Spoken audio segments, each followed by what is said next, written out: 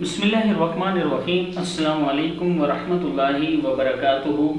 عابد رضا channel کی طرف سے آج میں آپ کو بتاؤں گا کہ اگر آپ کو کوئی کام کہیں پھنس جائے، نہیں ہو رہا، آپ مشکل میں پڑ جائیں تو آپ اس آیت کا ورد شروع کر دیں، انشاءاللہ بہت جلد آپ کا کام ہو جائے گا۔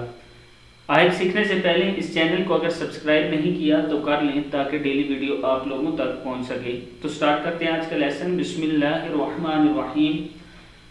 کوئی کام اٹکا ہوا ہو تو اس آیت کو آپ نے اس کا ورد زیادہ سے زیادہ کرنا ہے۔ شروع میں 3 مرتبہ درود ابراہیمی پڑھ لینا ہے۔ آیت کیا ہے؟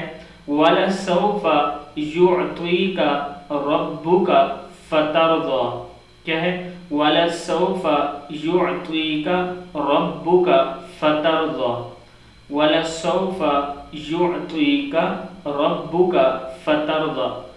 پارہ نمبر 30 ہے اور سورۃ الضحیٰ آیت نمبر 5 ہے۔ وَلَسَوْفَ يُعْطِيكَ رَبُّكَ فَتَرْضَىٰ، اس کو آپ نے پڑھنا ہے۔